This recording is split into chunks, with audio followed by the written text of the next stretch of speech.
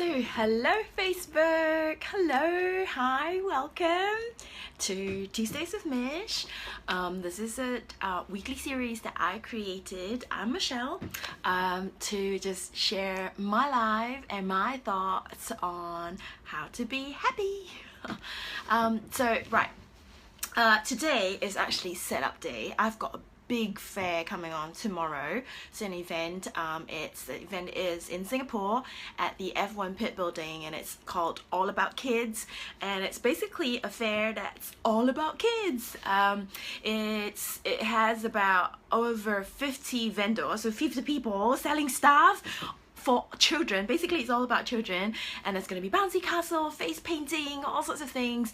And for me, this is one of the biggest fair by far so far in my entrepreneurial journey. So I'm really nervous and I'm really excited about it as well. I've got I wanted to create a winter wonderland sort of space, because that's something that's missing here in Singapore. It's so hot, so we don't really get snow, we don't really get that Christmas feel, and I kind of really wanted to recreate that. So I actually painted a Christmassy background, and I've kind of borrowed some stuff, and really want to set up this whole Christmas winter wonderland feel. So if you are in Singapore, do come on by and come and say hello. I'd love to see you and take some pictures, because that's what I've created the booth for, essentially, for people to take photos. Right. So right now, we're actually really busy packing up at the moment. The van's coming, we're gonna load up all the stuff. We have from 2 o'clock to 6 o'clock to set up, and then it starts tomorrow at 9 o'clock up till 7, and then the next day is at 9 till 6, so it's full on. Now I can breathe.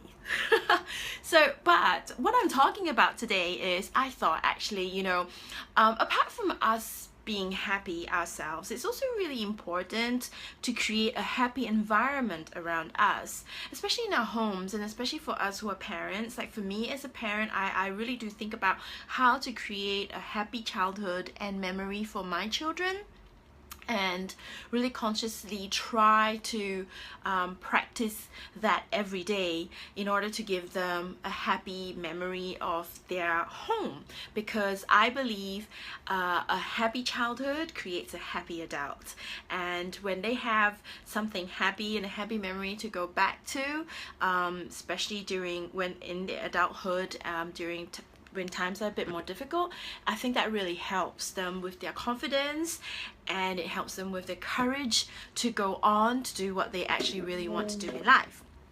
So what are my top tips to create a happy home? I guess number one is, it's easier said than done, right? Don't nag. A lot of us, I think, have the tendency, me included, to go on quite a bit about the same point if the person doesn't hear us.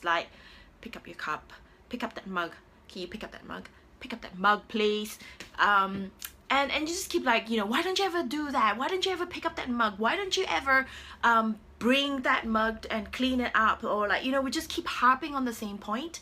But instead of harping on the same point or nagging, what we could do is perhaps, first time you say it, can you please pick up that mug?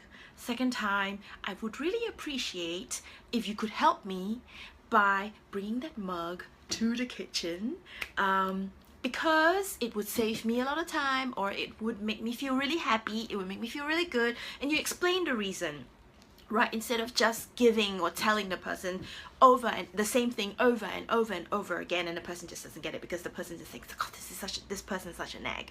And I do the same with the kids. I think kids are the same way. You tell them once, you tell them twice, they don't listen, and I try to then explain why I want them to listen, because it would make mommy happy, or because it would benefit them in that way, instead of just telling them the same thing over and over using the same words. I think that helps. So number two, don't criticize, because I think criticizing creates a very negative feel, and negative energy. You're so bad at blah blah, why can't you be better at blah blah, or you are just useless. I hear that sometimes, and instead of saying that, we could be more positive and less more constructive.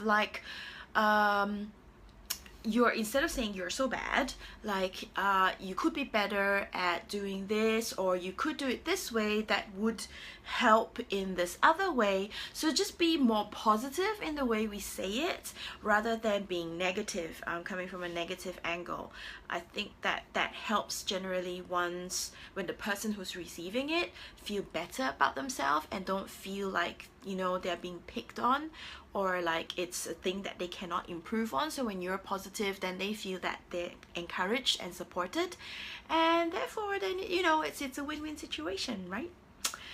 Easier said than done, I know, but do try.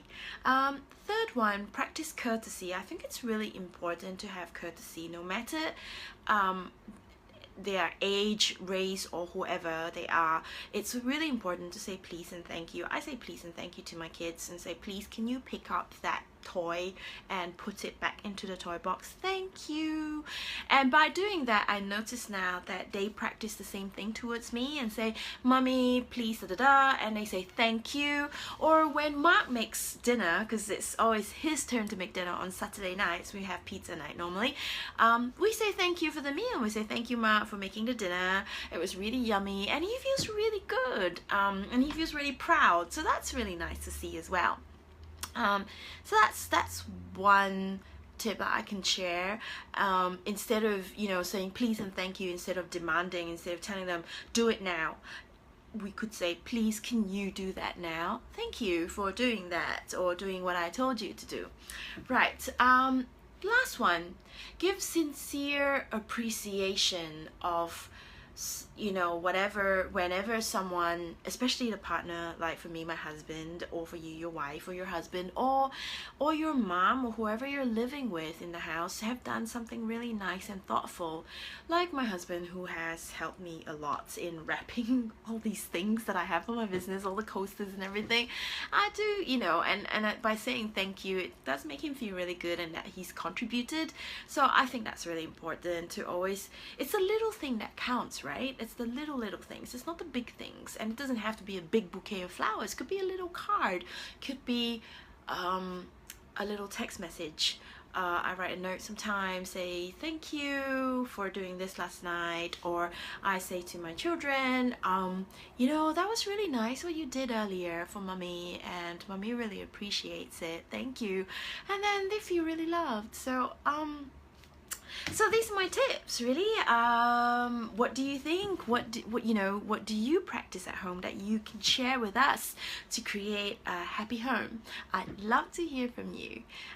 Till next time, I'll see you again. Thank you for listening, and thank you for watching. Please share and like this video if you've enjoyed it. Thank you. See you soon. Bye. Be happy.